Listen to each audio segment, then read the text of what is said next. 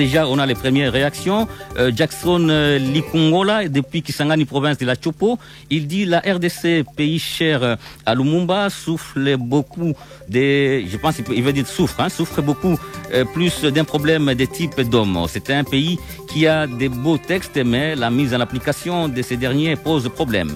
Comment expliquer que toutes les années, les discours de nos dirigeants reviennent toujours gérer durablement et de manière responsable l'écosystème face au changement climatique? Nos dirigeants devraient être plus pragmatiques et non toujours de nous faire des chapelets de bonnes intentions. Jusqu'à présent, le gouvernement souminois n'a rien encore fait. Espérons peut-être que cette année. Christian Kassé, c'est toujours depuis Kisangani. Lorsqu'on se retrouve face à un programme gouvernemental pluriannuel, il est aisé de l'évaluer au moins au bout d'une année. Cependant, nous ne pouvons pas nous empêcher d'évaluer le programme Judith Souminois. Les causes d'échec de tout le gouvernement qu'a connu la RDC depuis l'avènement de Félix Tshisekedi au pouvoir sont liées le plus souvent à la violation des principes budgétaires, vecteurs d'une bonne exécution du programme du gouvernement. À titre illustratif, je peux citer celui de sincérité budgétaire qui les interdit c'est celui qui l'a dit, toute surestimation et sous-estimation des dépenses et recettes du budget en RDC. On se rend compte que ce dernier n'est pas respecté. La violation des règles liées à la chaîne des dépenses lors de chaque exercice budgétaire où on constate des crédits budgétaires exécutés en toute violation de la procédure. Malheureusement, pour y remédier, les contrôles politiques exercés par les parlements et des façades, les contrôles juridictionnels exercés par la Cour des comptes est quasi inexistant. Pour s'en convaincre, l'année passée, le Parlement a déclaré recevable la loi portant reddition des comptes qui nous permettait d'évaluer la différence entre les prévisions et les résultats définitifs. Malgré les scandales observés lors de l'examen de ces derniers, c'est une longue réaction. L'aspect socio-économique demeure précaire, les revenus nationaux n'étant pas distribués équitablement. Seuls les gouvernants politiques tiennent les coups. Peut-on parler de la vie socio-économique dans un pays où les structures de base sont défaillantes? Carrément, chaque année, c'est toujours le même problème. La solution à cela doit être le contrôle sans complaisance du Parlement vis-à-vis du gouvernement. Au gouvernement d'axer sa gestion vers les résultats. Hippolyte Kapanga est à la mise en onde de ce magazine, Paul Bajayama et Nelson Nyombe à la vidéo, Julie Feza Bongonda en assure la réalisation et la coordination, à la présentation Guy Maté.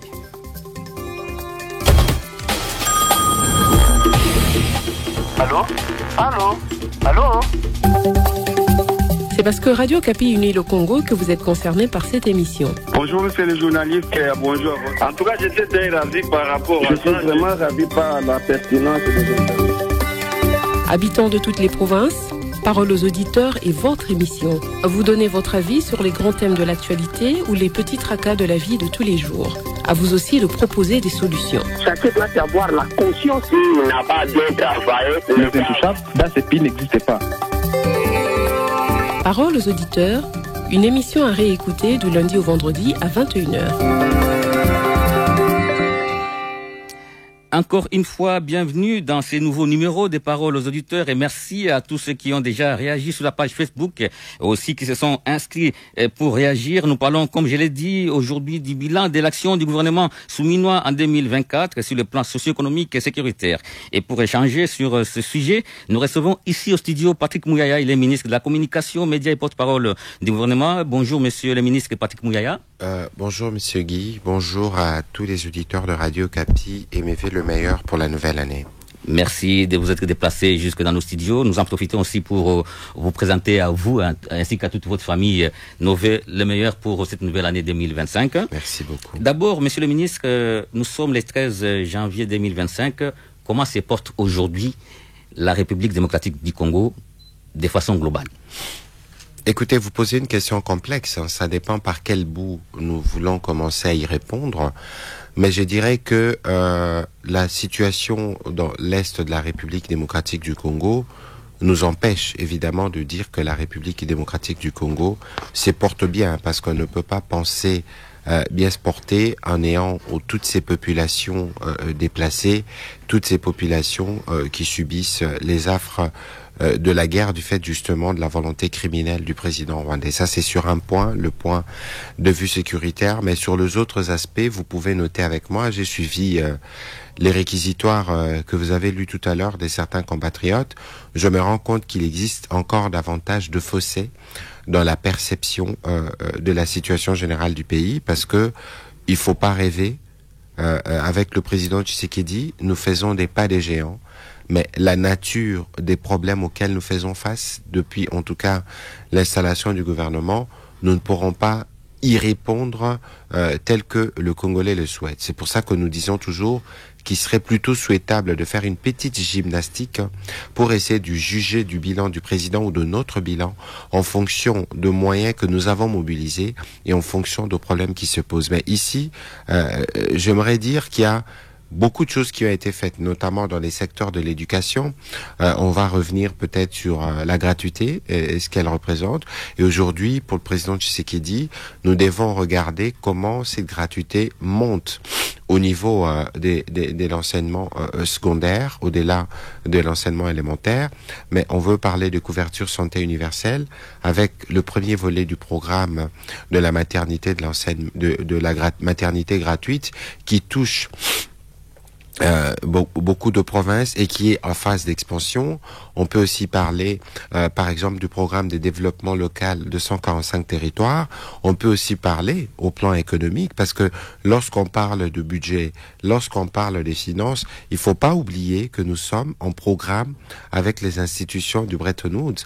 Et à la dernière revue, c'était plutôt encore insatisfait parce qu'on n'avait jamais atteint un tel niveau de performance de ce point de vue. C'est pour vous dire simplement que nous, lorsque nous regardons les signaux par rapport à où nous avons trouvé le pays et par rapport à où le pays se porte aujourd'hui, on a fait beaucoup de progrès. Et les signaux sont comment aujourd'hui? Vous dites? Les signaux? Mais si vous regardez le signaux au plan économique, regardez la taille du budget qui n'a pas cessé de croître chaque année.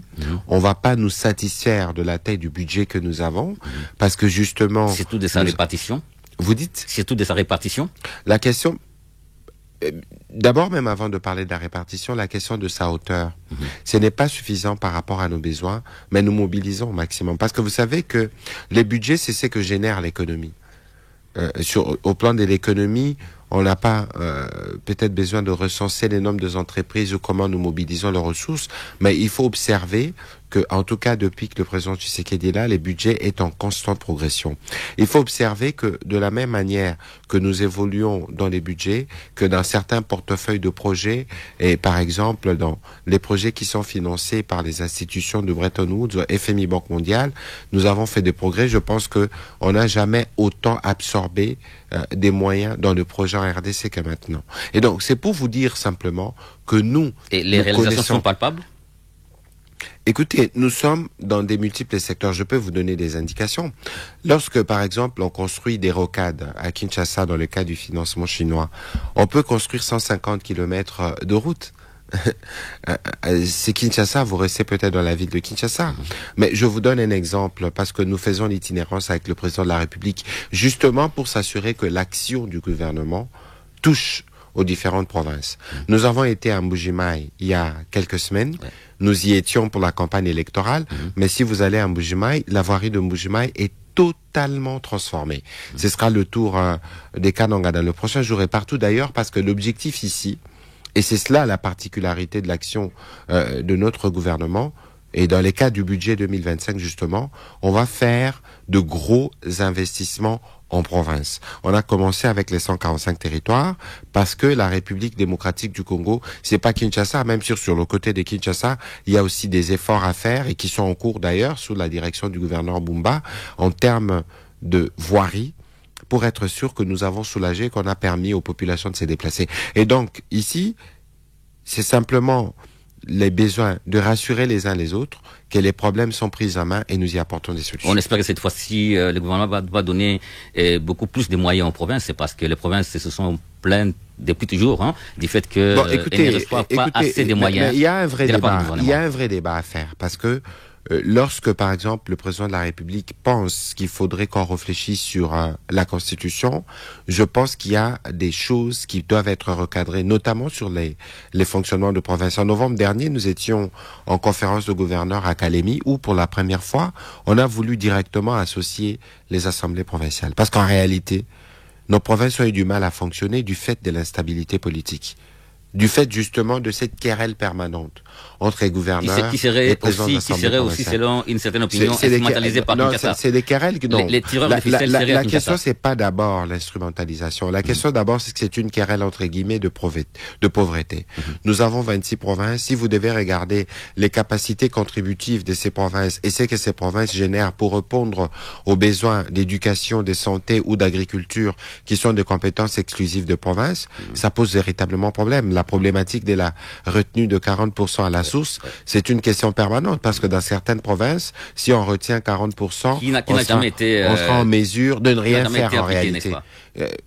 C'est difficile justement dans le contexte où il y a des provinces qui sont plus nantis que d'autres, de dire que si nous faisons la retenue à la source de la manière la plus stricte, et que si certaines provinces doivent se suffire pour des besoins de compétences exclusives, je parlais de santé, d'éducation et d'agriculture, beaucoup de provinces ne vivraient pas. Mais la caisse des péréquations est là justement pour... La caisse, justement, il faut faire attention. La caisse des péréquations n'est pas faite pour ça. La caisse des péréquations est faite pour attraper des retards en développement, spécifiquement sur des questions des investissements. On prélève, je pense, une quotité dans les autres provinces. Il y a une caisse qui existe. Aujourd'hui, il faut peut-être discuter de sa mise en œuvre, mais c'est pas celle-là, c'est pas cette caisse-là qui va suffire aujourd'hui pour régler tous les problèmes qui n'ont pas été réglés pendant des décennies. Voilà. Et donc, c'est pour ça que nous, pour la première fois dans l'histoire de ce pays, on investit dans toutes les provinces en même temps, dans tous les territoires en même temps dans le cadre du programme PDL 145 territoires. Alors, sur le plan socio-économique, il y a beaucoup de défis. Vous avez relevé notamment la gratuité de l'enseignement, la santé universelle. Et là, il y a aussi cette question de la création d'emplois. D'ailleurs, les premiers piliers, c'est comme nous l'avons rappelé, construire une économie diversifiée et compétitive pour qu'il y ait plus d'emplois et protéger le pouvoir d'achat des ménages. Est-ce que c'est possible aujourd'hui d'avoir les chiffres même approximatifs? Écoutez, si vous avez besoin des emplois qui ont été créés si vous avez besoin de chiffres 2024. Approximatifs, je pense qu'il faut vous rapprocher de l'ONEM ou du ministère du Travail qui fait le travail de recensement quotidien. Mais il y a des emplois qui ont été créés. C'est qu'il faut retenir, bien évidemment. Ce qu'il faut retenir ici. À travers quel mécanisme? Bon, écoutez, les emplois sont générés. Vous êtes journaliste à Radio Capi. Je suis sûr que pour votre famille, vous avez au moins un cuisinier, un lavandier. C'est un travail ou pas? Je pense que de ce point de vue, il faut qu'il y ait une vraie discussion. Parce que, au-delà de ce que nous considérons comme travail dans les formels, il y a beaucoup d'emplois qui s'est créé, que nous générons même dans notre environnement, qu'on n'arrive pas à recenser. Mais ici, la problématique principale, et c'est pourquoi le président de la République a fait de l'emploi sa première priorité, c'est que lorsque vous faites le tour du pays, lorsque vous faites le sondage dans le pays, vous vous rendez compte qu'en réalité, au-delà de la sécurité qui est restée la première priorité, la priorité d'un pays qui est essentiellement peuplé des jeunes, c'est l'emploi. C'est pour ça justement que le président de la République l'a désigné comme le premier engagement parmi les 6 engagements qu'il avait pris. Et aujourd'hui, il faut considérer que de ce point de vue, il y a des actions qui sont faites. Peut-être qu'il faudra faire un travail de recensement au niveau de l'ONEM ou du ministère du Travail, où ce travail de comptage d'emplois générés, c'est fait. Mais bien au-delà, on a parlé des situations socio-économiques, vous pouvez observer, j'ai lisé encore ce matin, que les prix des denrées alimentaires commençaient à baisser. Peut-être qu'on aura une discussion, mais c'est très bien. Voilà. C'est très bien de le dire parce que c'est pour vous dire justement que nous faisons ce que nous disons.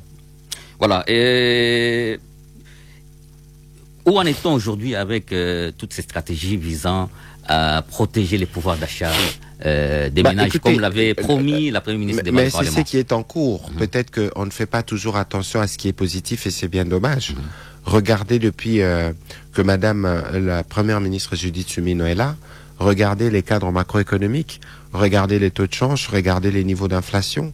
Vous allez vous rendre compte qu'il y a baisse et que le taux de change est stabilisé. C'est la première méthode justement pour s'assurer qu'on préserve le pouvoir d'achat. Parce que lorsqu'il y a des fluctuations sur la monnaie des références qui est le dollar américain, forcément nous perdons tous à un même moment. Et donc vous avez observé aujourd'hui que les taux de change est resté dans un taux qui n'a pas bougé depuis 2 mois, premièrement. Et deuxièmement, vous allez observer que le prix du carburant a baissé. Voilà. Vous allez observer que le prix des denrées alimentaires ont baissé. On parle des biodis, on parle de le riz, le sucre, le lait en poudre, le poisson salé. Félicitations pour ce travail. Mais il ne faudrait pas que les efforts se limitent à ça. Mais non, écoutez, nous comme gouvernement, nous ne satisfaisons pas de ça. Autant nous disons que c'est encourageant et que le compatriote peut voir que les engagements que nous prenons, c'est des engagements que nous respectons. Parce qu'avec le président de la République ou la première ministre, nous sommes dans un discours de vérité. Et donc, les efforts doivent continuer, non pas seulement parce qu'on a baissé les prix de denrées de première nécessité, les efforts doivent considérer notamment pour booster la production locale et être sûr que nous commençons à produire ce qu'il nous faut pour nous nourrir. Et donc, vous voyez que nous avons beaucoup de travail à faire. Nous nous disons, lorsque les progrès sont faits, c'est bien que cela soit reconnu, mais pour nous, nous considérons que les coûts qui viennent sont les plus importants parce que c'est ceux qui nous permettront de consolider à la fois la baisse de prix, mais de nous assurer que le Congolais, nous avons suffisamment commencé à produire pour donner de la nourriture et répondre aux besoins élémentaires de nos populations. Voilà, on va revenir sur la question socio-économique, mais sur le plan sécuritaire, c'est aussi un autre défi auquel le gouvernement a fait face en 2024, quand nous parlons de la situation sécuritaire qui affecte la partie est du pays. Et nous voyons les groupes armés qui sévissent en Ituri. Nous voyons la guerre que nous imposent les EDF au Nord Kivu et en Ituri. Mais aujourd'hui, nous allons essayer de nous focaliser sur ces conflits que nous imposent les Rwandais à travers les M23. Et si l'année 2024 a été caractérisée par les cessez-le-feu, on a vu, n'est-ce pas, des efforts qui ont été fournis sur le plan diplomatique avec ces va-et-vient entre Kinshasa et Luanda. Mais malheureusement, ces efforts se sont soldés par un échec. C'est l'annulation, n'est-ce pas, de la tripartite des Luanda. Et depuis lors, on a l'impression qu'on a affaire à un vide. Et on se demande, après cette annulation de la tripartite des Luanda, c'est quoi la suite? Il n'y a pas de vide, justement, parce que la suite, c'est quoi? Nous aurons l'occasion peut-être de parler du rapport du groupe d'experts des Nations Unies, qui est revenu sur des pans entiers du conflit que vous abordez, mais par rapport au pays au processus de Luanda, il n'y a pas de vide. Il y a eu un constat, parce qu'il fallait conduire le président rwandais jusqu'au bout de sa logique. C'est lui l'obstacle à la paix. C'est établi que c'est lui le parrain, ou mieux dire en langage local, c'est l'autorité morale du M23 qui a refusé, et il a d'ailleurs justifié ça dans ses dernières vociférations, de signer l'accord qui devait sanctionner, je pense, à peu près 2 ans des discussions du processus de Luanda depuis qu'il a été lancé. Mais pourquoi justement? Parce que nous avons détricoté systématiquement ces mensonges cousus des fils blancs sur tissu noir.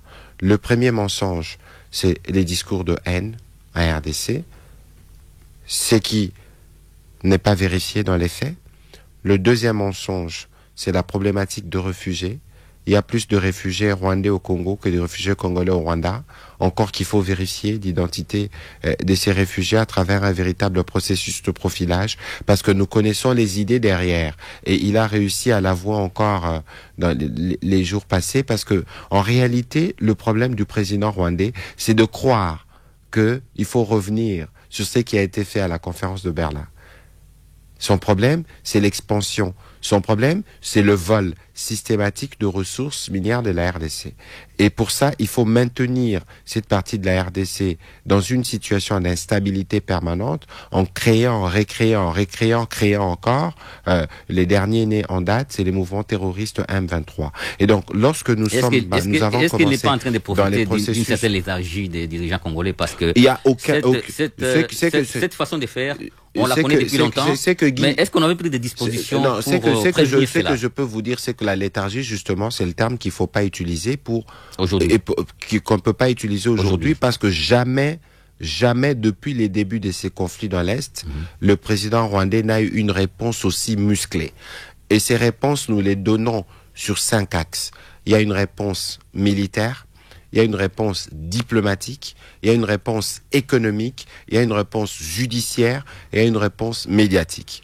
Sur les militaires, on aura peut-être le temps d'y revenir, mais sur la diplomatie, c'est celle dont nous parlons. Vous pouvez observer avec moi que le Rwandais est de plus en plus isolé. Si son allié de toujours, la Grande-Bretagne, commence à l'épingler, justement, et à juste titre, pour ses crimes commis en RDC et pour son refus de contribuer au retour de la paix, ça vous donne une illustration. Le temps de la diplomatie, c'est celui-là, mais aujourd'hui, vous pouvez observer que partout, le président rwandais est contraint de s'expliquer matin, midi, soir. Les taiseux d'hier devient bavard d'aujourd'hui. C'est illustratif, justement, de comment il est mis au coin du mur. L'autre stratégie, non de moindre, c'est la stratégie économique. Aujourd'hui, vous avez suivi que Apple a décidé de ne plus s'approvisionner dans la région. Mais pourquoi ils ne les font plus? Parce que nous avons commencé, nous l'avons mis en demeure, et nous sommes en justice avec Apple, justement, parce que nous pensons qu'ils se sont approvisionnés illicitement et ils ont profité de la contrebande orchestrée par le Rwanda pour profiter de nos minerais, notamment le coltan. Si nous allons sur le front judiciaire, bientôt en février à Arusha, il s'ouvrira un procès contre le Rwanda. Si nous voulons venir au front médiatique, aujourd'hui nous sommes mobilisés parce que vous savez qu'est-ce qui se passe avec le Rwanda. Vous avez eu récemment le rapport du groupe d'experts est sorti. La première réaction au Rwanda, la stratégie repose à 1. Nier, 2. Renier, 3. Renier, 4. Renier. Ensuite, après avoir nié les évidences, parce qu'ils ont été attrapés la main de l'État, qu'est-ce que nous faisons? Ils inoculent les poisons rwandais. Les poisons rwandais, c'est la manipulation, c'est l'industrialisation du mensonge, parce que le Rwanda, en réalité, l'autre volet, c'est l'empire du mensonge, à renfort des trolls et des faux comptes sur les réseaux sociaux, pénétrer les réseaux sociaux congolais pour distiller des mensonges et penser pouvoir travestir la vérité, changer les faits. Rien de cela ne pourra se faire parce que nous avons aujourd'hui même la presse mobilisée pour dénoncer toutes ces fake news et ces campagnes massives d'intoxication de nos populations qui s'est fait à travers la dilution, l'inoculation de ce poison. C'est juste pour vous dire qu'aujourd'hui, sur la question de l'Est, nous avons un tableau de bord. La solution militaire est à un point, diplomatique, etc. Et nous sommes sûrs que le moment venu, la combinaison de ces stratégies nous permettra de finir cette guerre une fois pour toutes. Je vous rappelle qu'elle dure depuis presque 30 ans. Merci, bienvenue ici, vous nous rejoignez sur Radio Kapi, vous suivez en ce moment votre magazine Parole aux auditeurs. Nous parlons aujourd'hui du bilan de l'action du gouvernement souminois en 2024 sur les plans socio-économiques et sécuritaires. On en parle avec notre invité, vous l'avez compris, Patrick Mouyaya, il est ministre de la Communication, Médias et porte-parole du gouvernement. Si vous voulez réagir, vous pouvez appeler au 099 706 80 79, 099 706 80 79. Nous allons donc à présent ouvrir le standard avec ces auditeurs qui sont déjà en ligne, qui veulent donner leur point de vue. Nous sommes ici à Kinshasa avec Maître Elodie. Maître Elodie, bonjour. Bonjour, monsieur le journaliste. Voilà, on vous écoute, Maître Elodie.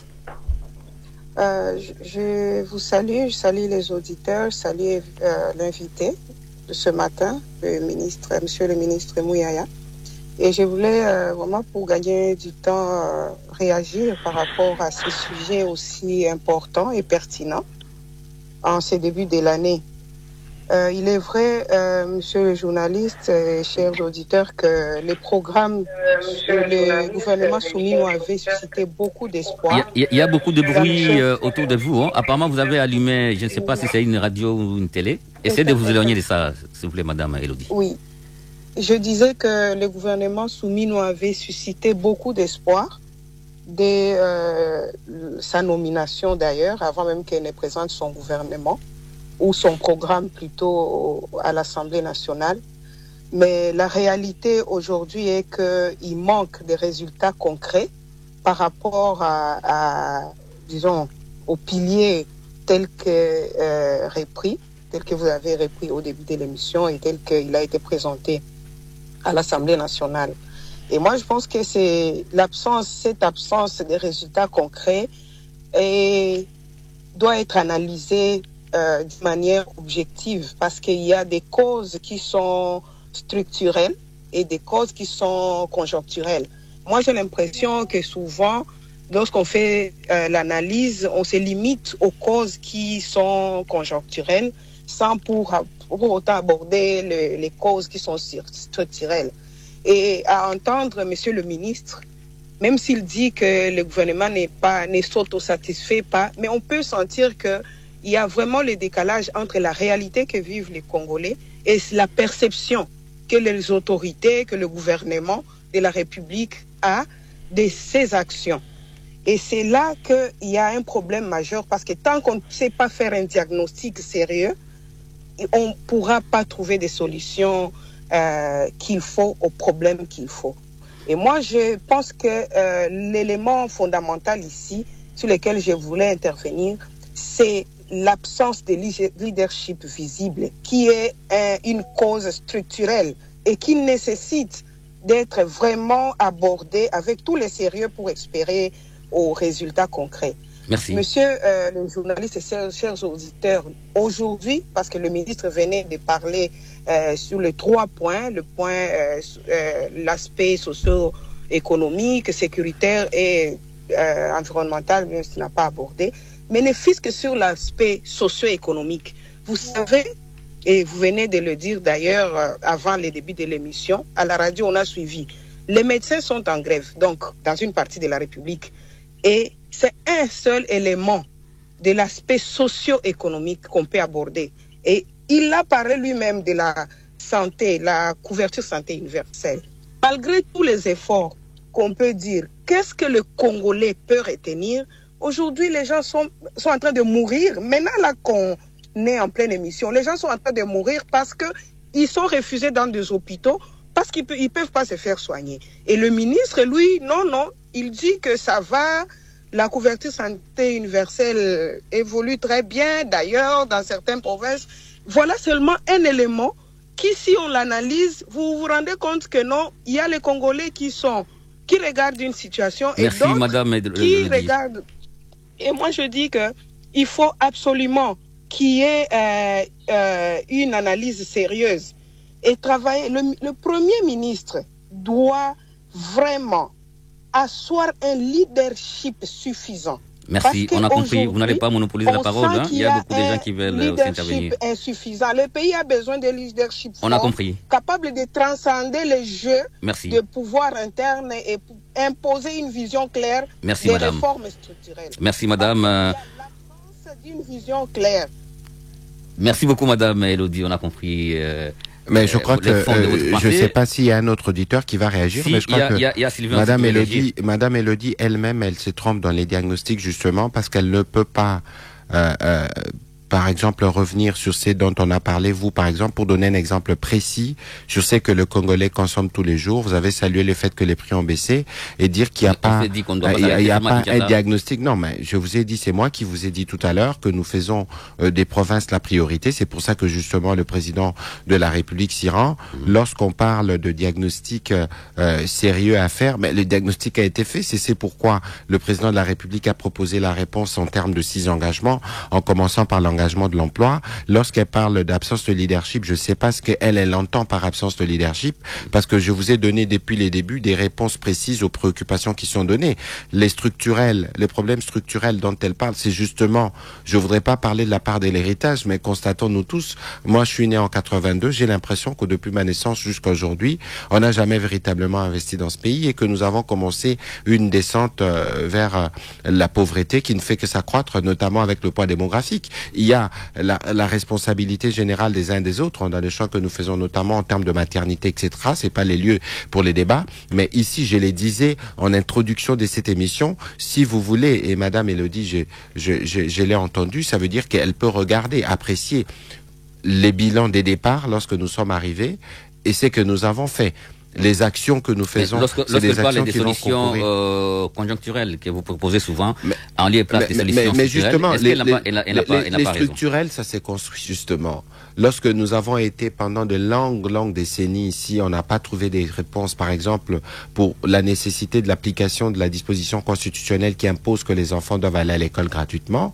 C'est aussi un problème structurel que nous avons commencé à résoudre. Lorsqu'aujourd'hui, le président de la République travaille parce qu'on parle justement du secteur de la santé, à donner des soins de santé de qualité à bas prix à tous les Congolais à travers de programmes de couverture santé universelle, c'est des problèmes justement structurels qu'on a trouvé des réponses. Et justement, non, qui a commencé, mais il faut faire attention parce que pour arriver à le faire, il faut que cela soit financé quelque part. Et je vais terminer parce qu'elle parlait justement de la grève des médecins. Il faut savoir que nous, régulièrement au Conseil de ministres, pratiquement tout le vendredi, la première ministre et chef du gouvernement revient sur la nécessité pour nous de maintenir un dialogue. J'ai des collègues, les collègues de budget des finances ou de la fonction publique passent des nuits à négocier avec les syndicats. Et en l'occurrence, mais à des résultats, regardez, dans les secteurs, dans les sous-secteurs de l'éducation, dans les sous-secteurs de l'enseignement supérieur, dans les régimes généraux de l'administration, nous ne les satisfaisons pas lorsque nous faisons ces progrès parce qu'il est de notre devoir. Merci. Mais lorsque, en l'occurrence, la semaine dernière, j'ai discuté avec le ministre de la Santé, la discussion ne porte pas sur ce qui devait être payé, mais sur ce qui doit être payé pour les mois qui viennent. Il y a un syndicat qui s'obstrue et qui pense que les choses doivent être faites suivant ce n'est pas la réalité de tous les syndicats dans les secteurs de... Donc il faut éviter justement cette généralisation. Beaucoup d'auditeurs qui veulent réagir. Sylvain Amagui. Sylvain, bonjour. Bonjour. Allez-y Sylvain. Soyez concis, hein, parce qu'on n'a pas tous les temps. Il y a beaucoup de gens qui doivent intervenir. Oui, je voudrais saluer les ministres, mais j'ai comme l'impression que nous sommes en train de jeter nos responsabilités sur les pays voisins, sur les Rwandais. Mais si les ministres, je ne suis pas d'accord avec vous. Vous savez très bien avec moi que les articles 90, 91 jusqu'à 93 de notre Constitution, consolidés par l'article 120 et disons 126 du Code pénal militaire, définit clairement que lorsqu'on parle d'un État, pas d'une nation, c'est son indépendance. C'est l'intégrité de son territoire, c'est sa sécurité, c'est la forme républicaine de ses institutions, ce sont des moyens de sa défense et de sa diplomatie, c'est l'équilibre de son milieu naturel et de son environnement, mais c'est aussi les biens socio-économiques de base. Retenez bien sûr à travers les 6 piliers du gouvernement congolais. Messieurs les ministres, moi je voudrais réfléchir avec vous en termes simples, puisque vous semblez présenter les problèmes du Congo comme une mathématique compliquée, alors qu'elle est très simple. Disons, ces problèmes-là sont très simples. Est-ce que nous sommes d'accord avec vous que peut-être beaucoup de moyens sont logés pour les institutions politiques que pour les besoins urgents du Congo? Je suis d'accord avec vous, messieurs les ministres, que le Congo a un grand problème. Et j'étais très content de votre franchise. Vous êtes né à 82. Et donc, vous avez une lecture nette de ce qui se passe dans ces pays. Je ne voudrais pas revenir sur toutes les avancées que vous avez insinuées dans vos expressions, messieurs les ministres. Mais moi, je me dis, en termes de défis, moi, je me situe seulement sur 2 problèmes, 2 piliers. La sécurité et l'économie. Vous êtes d'accord avec moi, messieurs les ministres, que la RDC a pris la posture d'externaliser les problèmes du pays. Chose pour laquelle je ne suis pas d'accord avec vous. Ce pays est géré par les Congolais. Et vous, dans votre gouvernement, vous savez que vous restez avec 4 ans. Ce ne sont pas des bilans de lamentation que vous allez nous présenter, messieurs les ministres, à la fin du compte. Puisque soyez aussi rassurés, vous êtes en train de poser un jalon que les autres viendront gérer. Peut-être c'est moi demain qui serai président de la République, après Félix. Ou ça serait peut-être vous. Donc, ne venez pas au studio, messieurs les ministres, excusez-les-moi. Je vous dois tout votre respect. Venons discuter des problèmes et des moyens de solutions. La sécurité du Congo est notre affaire à nous. Si les Rwandais et d'autres pays viennent chez nous, et vous le dites, puisque je vais dire quelque chose sur le plan économique, viennent chez nous pour chercher nos minéraux, c'est puisque nous leur avons ouvert nos frontières. Voilà, et sur le plan économique... Maintenant, parlons de l'économie. Allons rapidement, allons rapidement. Messieurs les ministres, excusez-moi, monsieur Marcel, je ne suis pas là. Non, c'est Guy Maté. Messieurs les ministres, sur le plan économique, comment voulez-vous qu'avec l'extraversion économique de notre pays, ça fait plus de 20 ans aujourd'hui, nous puissions dire que cette économie va avancer? Les mines que nous avons, on y a passé des Chinois d'une manière illégale. Vous êtes au courant en tant que porte-parole du gouvernement. Mais aussi des officiels congolais, avec leurs membres de famille, les autres, sont dans l'exploitation aussi illicite. Mais comment voulez-vous que nous puissions aller? Je termine par dire, Aucune économie du monde ne peut fonctionner sans la production intérieure. Ça fait aujourd'hui 6 ans, monsieur le ministre, que vous êtes au gouvernement. Pendant 6 ans, quelles sont les mesures structurelles que vous avez mises en place pour relancer l'économie congolaise, puisqu'elle demeure extravertie. Merci. Et le secteur de la transformation n'y est plus. Merci Sylvain, on a compris. Jean-Arthur Kabamba depuis Kinshasa. Jean-Arthur, bonjour. Oui, bonjour Guy Maté, bonjour au ministre Patrick Mouyaya. Jean-Arthur, allez-y, posez votre question. Merci beaucoup. Et j'aimerais dire ceci, Guy Maté, pour bien évaluer les bilans du gouvernement, il faut évaluer chaque ministre dans son secteur. La Constitution nous dit ceci à l'article 93. Chaque ministre est responsable de son secteur, en d'autres termes, de son département. Qu'est-ce qu'il fait? Il applique les programmes du gouvernement dans son ministère, le programme qui a été donné par le président de la République. Puisque quand vous lisez le programme du gouvernement à son introduction, vous allez voir, le présent programme découle de la vision du président de la République. Chaque ministre doit agir selon le programme qui a été donné par le président de la République. Après cela, quand il agit ce programme, il le fait sous la direction et la coordination du premier ministre aujourd'hui qui est Judith Souminois. Par après, il continue à statuer par des voies d'arrêté, selon aussi l'article 91. Mais si nous voulons évaluer chaque ministre dans son secteur, on va voir qu'il y a d'autres ministres qui continuent toujours à dormir sur leurs oreillers. Voilà, nous envisageons de faire des émissions secteur par secteur, donc ayez votre mal en patience comme on dit. Mais ici nous avons le ministre qui est le ministre le plus transversal, en fait, qui peut parler de tous les secteurs, et même s'il n'entre pas dans le détail, mais au moins il a des éléments par rapport à chaque secteur. Et nous allons donner la parole maintenant à l'auditeur qui appelle. Je vais citer Guy Maté. On n'a pas assez de temps. Allez-y rapidement. Quand vous demandez les bilans, c'est pas Madame Souminois qui va agir dans chaque secteur. Non, c'est chaque ministre. Bon, pour citer, puisque vous me coupez, il y a d'autres personnes.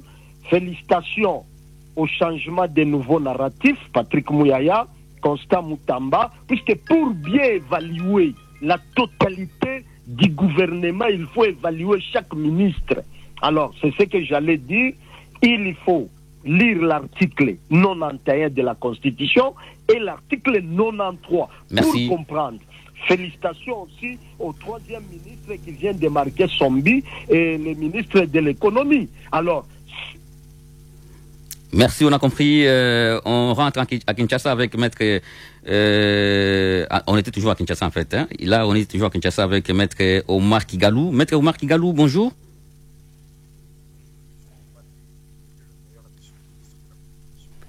Maître Omar Kigalou, est-ce que vous êtes là? Apparemment, il est là, mais... Je vous écoute. Voilà, bonjour Maître Omar. Bonjour Monsieur Guy Maté, mes vœux le meilleur à Monsieur le ministre de la Communication. Merci à vous aussi, cher Omar. Allez-y. Merci du verbe. Je suis parmi le rare Congolais qui apprécie beaucoup ce qu'il fait Patrick Mouyaya. Nous devons nous reconnaître vivants. Voilà pourquoi je les félicite. Mais en parlant du diagnostic, Monsieur le ministre, Madame Elodie a donné un diagnostic. Vous avez estimé que c'était faux. Moi, je voudrais dire à tous les Congolais, gouvernants et gouvernés, il ne faut pas dire oui à tout parce qu'on est de l'union sacrée. Ou encore dire non à tout parce qu'on est de l'opposition. Il faudrait être rationnel. La fois dernière, vous avez relativisé la situation du Kasaï et les gouverneurs, vous avez contredit. Être chef, c'est aussi savoir écouter les points de vue de nous, population qui vivons. Là, vous parlez du Kasaï central. Je parle du Kasaï central. C'était pour faire une mise au point au ministre avec tout le respect que je lui dois. Sur le plan politique, je commence par là. Il y a un problème sérieux, monsieur le ministre. On constate depuis un moment une intolérance et des arrestations arbitraires vis-à-vis du politique de l'autre bord. Je prends le cas de Moukebaï, de Kikoun, de Jacques Ndala, et récemment, un des membres de votre union sacrée. pour avoir dit la vérité, il a été vilipendé et convoqué à Kinshasa. Alors si on fait un tour ailleurs, Brice Hortefeux, qui était le porte-parole de Sarkozy, a même contredit son chef dans tout le respect. Emmanuel Macron, alors ministre des Finances, a contredit François Hollande, son chef, par rapport à sa politique économique. La liberté d'expression n'existait plus, même vis-à-vis des membres de l'Union sacrée. Sur le plan sécuritaire, il y a encore des problèmes. Moi, j'apprécie. On n'a pas seulement le rôle de critiquer. À Kinshasa, avec l'opération Dobo, les calmes est revenu tant soit peu. À l'Est, on sent quand même les efforts diplomatiques et défensifs, même s'il y a encore des poches de tension qu'il faille reculer. Sur le plan judiciaire, j'applaudis le courage et l'audace de M. Moutamba. Non seulement viabiliser les ONG, a aussi canalisé les recettes judiciaires, mais fait aussi des efforts avec des enquêtes, ça on peut apprécier. Sur le plan économique, pour finir, parce que lorsque l'économie tousse, la politique est enrhumée. C'est les poumons de toute nation. Sur le plan positif en termes économiques, on apprécie ce qu'a fait M. Fouamba. Il a aussi les salaires des agents de l'État. Il a aussi élevé les assistances budgétaires. Mais sur le plan négatif, M. le ministre, on évalue l'économie de l'État par rapport à 6 secteurs. L'eau, l'électricité, l'accès aux revenus, l'emploi, l'éducation et la santé. Vous le savez bien, les statistiques les démontrent. À ce jour, combien de Congolais ont accès à l'eau potable? Moins de 50%. Combien de Congolais ont accès à l'électricité? Moins de 30%. Combien de Congolais ont l'accès aux revenus? Nombreux ne travaillent pas. Combien de Congolais ont accès à l'éducation? Il y a une gratuité, mais c'est une éducation de qualité. Merci, maître. Combien de Congolais ont accès aux soins de santé? De manière générale, on applaudit. Il y a encore des efforts qui doivent être faits. Voilà pourquoi j'en appelle à la volonté politique, à la gestion rationnelle des finances, mais aussi aux critiques bienveillantes pour aider les gouvernements. Je dis et je vous remercie. Il y a des efforts qui doivent être faits. De manière générale, on applaudit, mais il y a encore des efforts qui doivent être faits. Écoutez, Maître Kigalo qui conclut ainsi. Allez-y. Je pense qu'il Donc il y a Sylvain, Jean-Arthur, il y a Maître Omar Kigalo, voilà. Oui, je pense que je veux répondre. J'espère que vous m'accorderez le temps, parce que vous avez laissé des gens poser des questions soyez concis, parce qui sont pertinentes. Laissez-moi aller dans le détail, parce que justement, si nous acceptons, je suis presque tout le mois devant l'émission Parole aux auditeurs, parce que nous, notre gouvernement a la différence, celle d'être d'abord redevable de ce que nous faisons, du pouvoir ou des responsabilités qui nous ont été conférées. Et je pose une problématique principale. Notre économie est extravertie depuis 50 ans. Mais pensez-vous que cela peut être renversé en 5 ou 6 ans? Parce que je suis désolé, mais j'ai l'impression que logiquement non. Je ne prends pas n'est-ce pas, la défense des auditeurs. Hein. Logiquement non. Mais qu'est-ce qui est fait aujourd'hui pour diversifier l'économie congolaise? Arriver, s'il vous plaît, parce que qu'est-ce qui est palpable il faudrait que ceux qui nous suivent, nous soyons sur la même longueur d'onde. Je l'ai dit à la première phrase dans cette émission. Nous n'avons pas aujourd'hui, malgré tout l'engagement du président de la République, la prétention de dire que nous allons régler tous les problèmes des Congolais. Parce que lorsque notre ami dit que 50% n'ont pas d'eau, 30% n'ont pas accès à l'électricité, mais depuis quand cette réalité existe? Mais il faut regarder depuis que nous sommes là. Peut-être qu'il faut qu'on aille de manière un peu systématique pour vous donner des réponses dans ce qui est fait. Lorsque les directeurs généraux de la Régie des eaux, qui participaient avec moi au briefing à Kananga, dit que dans la ville de Kananga, il n'y a même pas 300 abonnés de la Régie des eaux. C'est un vrai problème. Mais on va commencer un projet, le plus grand projet de la région bientôt, où on va même construire un barrage pour alimenter de l'eau toute la province du Kasaï occidental, du Kasaï central et Kananga. Et donc, il faudrait être nous-mêmes, lorsque nous voulons critiquer les gouvernements, faire un petit effort pour dire ils sont arrivés à quel moment. Lorsque nous sommes arrivés, le pays était dans quelles conditions? Et où est-ce que nous projetons le pays? Lorsque nous on est arrivés, sur l'armée, combien on investissait?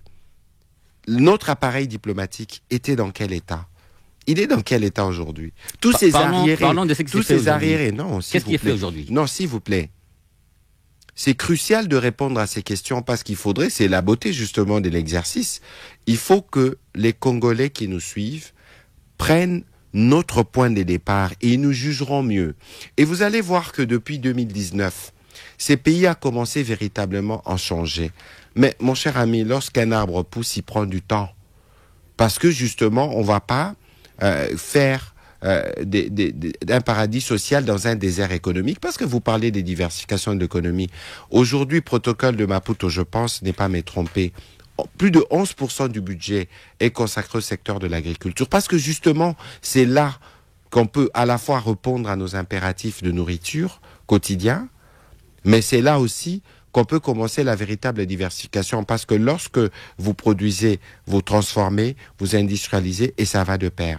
Je voudrais même vous épargner de ce qui s'est fait. Moi, je suis co-rédacteur du Code de l'entrepreneuriat.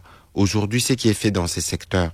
Je voudrais pas vous parler du nombre de Congolais qui, grâce à l'ARSP, ont aujourd'hui accès à la sous-traitance. Mais pourquoi nous faisons tout cela, justement? Parce que nous voulons outiller les Congolais où qui se trouvent. Maintenant, je veux revenir sur ce que Sylvain disait en liminaire. Moyen de sa défense, la diplomatie, reconstruire l'État. Mais oui! Mais pourquoi pensez-vous alors que dans le progrès 145 territoires, on construit des bâtiments administratifs? Nous n'avons pas externalisé les problèmes. Lorsque lui qui est en Ituri sait que les ADF qui opèrent dans une partie des littoraux et dans le Grand Nord, c'est des Ougandais. On n'externalise pas le problème. C'est ce que nous avons trouvé comme problème. Voilà. Et aujourd'hui, nous avons mutualisé. Qu'est-ce que le gouvernement fait pour mettre fin à cette situation? Nous avons mutualisé nos efforts avec l'armée ougandaise. Et aujourd'hui, les ADF, même s'il reste une menace parce que c'est des terroristes qui sont reconnus, mais les gros de leurs dispositifs, de leurs sanctuaires, ont été détruits dans les cadres de ces opérations. On a parlé des économies qui sont faites, on a parlé des diplomaties. La diplomatie, c'est pas seulement rencontrer les autres pays. La diplomatie, c'est la machine elle-même. Nos diplomates, comment ils sont payés. Aujourd'hui, si vous faites le tour, moi je suis heureux lorsque je vais en France ou en Belgique, je circule dans des véhicules de l'ambassade. Il n'y en avait pas il y a une dizaine d'années. Et donc ça veut dire que nous, avec le président Tshisekedi, nous avons commencé à rebâtir les fondamentaux, les fondements de la grandeur de ce pays. Et puis, on continue. Plus rapidement par rapport à l'intolérance politique, hein. Il a parlé des cas de Mike Mkebai, de Seth Kikuni, de Jacques Ndala. Je voudrais... Ça, c'est que sur ces points-là spécifiquement, n'oubliez pas que nous sommes dans une démocratie. Moi qui vous parle, il y a une loi qui porte mon nom. Et dans cette loi, nous protégeons les journalistes principalement et toutes les prises de parole qu'ils font. Mais il faut ne pas oublier les contextes dans lesquels nous sommes. Et que les libertés ne s'exercent pas en défaveur des libertés des autres. Lorsque vous êtes en porte-à-faux avec les besoins, par exemple, aujourd'hui, de cimenter l'unité nationale, lorsque vous tenez des discours qui tendent à créer la division, pensez-vous qu'on doit laisser ces discours prospérer dans un contexte de guerre? Et c'est même pour ça, j'aurais voulu qu'on parle de la responsabilité des médias, parce que Radio Okapi a été épinglé. Il faut pas oublier que nous évoluons dans un contexte de crise qui requiert de notre côté l'unité. Lorsque je vous parle de l'inoculation quotidienne du poison rwandais, la désinformation, les fake news, comment on y répond? Est-ce qu'on doit laisser prospérer en République démocratique du Congo, au nom de la liberté d'expression, des discours qui ont tendance à nous diviser, des discours qui ont tendance à raviver la haine tribale? Parce que justement, aujourd'hui, nous on a procédé par exemple au retrait de l'accréditation d'Al Jazeera, parce que justement Al Jazeera fait de l'apologie du terrorisme. Lorsque vous choisissez, et vous mettez en garde TV5, RFI et France nous rappelons justement, y compris à vous Radio Okapi, nous rappelons la responsabilité qui est la vôtre par rapport au contexte de crise. Qu'on ne vous trompe pas, lorsqu'il y a eu le 11 septembre aux États-Unis, lorsqu'il y a eu le 11 septembre aux États-Unis, non, la question c'est pas de reproches spécifiques. La question c'est de vous rappeler les contextes dans lesquels nous évoluons pour éviter que la manipulation qui peut partir de partout ne puisse passer par vous. C'est juste un rappel. On ne remet pas en cause votre professionnalisme, mais on vous rappelle le contexte dans lequel le pays se trouve. Et personne ne va nous empêcher. C'est discutable, monsieur le ministre. C'est discutable. C'est discutable. On écoute M. Franck Devienne. Personne ne va nous empêcher à nous, gouvernement, de nous assurer que nous avons protégé les Congolais de la manipulation et des discours qui tendent à nous diviser. Allez-y, on me dit que l'auditeur n'est plus là. Mais justement, dans ce que je disais, donc, il faut regarder au dernier Conseil supérieur de la défense, on en a parlé.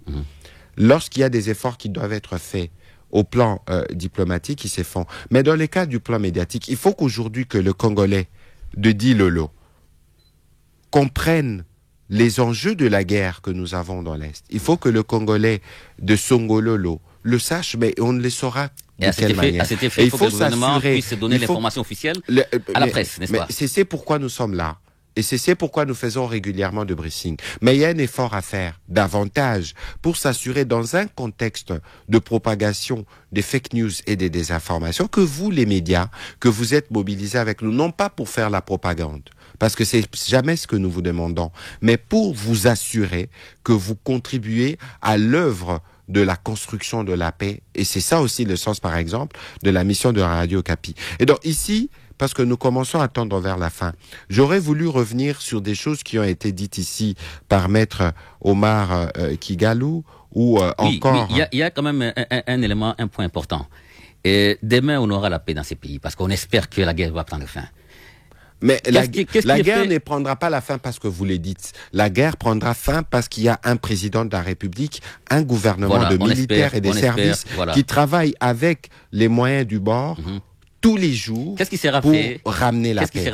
Et ça va arriver. Qu'est-ce qui sera fait pour cette fois-ci stopper ce cycle infernal des conflits armés? Mais c'est ce que je suis en train d'expliquer tout à l'heure. Parce que en réalité, les mécanismes que vous mettez en place M. Sylvain Nagy a parlé de la reconstruction de l'État. Est-ce peut-être qu'il faut qu'on aille à l'origine de ces problèmes? Ces problèmes commencent quand? Non, on ne va pas rappeler l'histoire. Hein. Mais justement, c'est pour vous dire que nous, aujourd'hui, nous avons fait les... Pour que demain, l'on ne dise pas, il y a un autre groupe armé qui a pris les armes, qui cherche à déstabiliser la RDC. Je vous rappelle justement... Qu'est-ce qu'on fait aujourd'hui? Parallèlement aux efforts de paix, qui est en place. Il y a un nouveau responsable, d'ailleurs. Mais est-ce qu'il est financé, ces programmes? Non, mais écoutez, laissez-moi vous donner la réponse. PDDRCS, RAD, c'est des programmes qui ont été créé par le gouvernement justement parce qu'il faut donner des réponses à tous ces jeunes qui vont dans l'armée. Il y a des nouveaux dirigeants qui ont été désignés, des moyens seront mis à disposition parce que nous voulons que cet impératif puisse être réglé pour nous permettre de ramener la paix, de donner de l'emploi, de donner une alternative à ces jeunes qui pensent qu'ils peuvent vivre par les armes. Les derniers mots, c'est que le temps est insuffisant par rapport aux préoccupations qui sont exprimées par les Congolais. Mais je voudrais ici rappeler la détermination du président de la République et de la première ministre en face des problèmes qu'on n'a pas résolus pendant des longues décennies. Et aujourd'hui, il faut considérer que le Congo a entamé le virage vers sa refondation, vers son développement. C'est ce à quoi nous nous attelons et l'idéal serait que tout le monde souscrive à ces schémas de réforme portés par le président de la République. C'est par là que nous terminons cette émission. Nous disons merci à notre invité Patrick Mouyaya, ministre de la Communication, médias et porte-parole du gouvernement. Merci aussi à tous ceux qui sont intervenus dans cette émission. Merci également à Hippolyte Kapanga qui était à la technique, Paul Baganyama et Nelson Nyombe à la vidéo et Julie Feza Bongonda qui l'a réalisé et coordonné sous la supervision de Martin Sobujangwe à la présentation Guy Maté. Merci encore une fois de plus. Bonne suite de programme sur Radio Okapi et meilleurs vœux chez vous. On se retrouve demain avec un autre thème.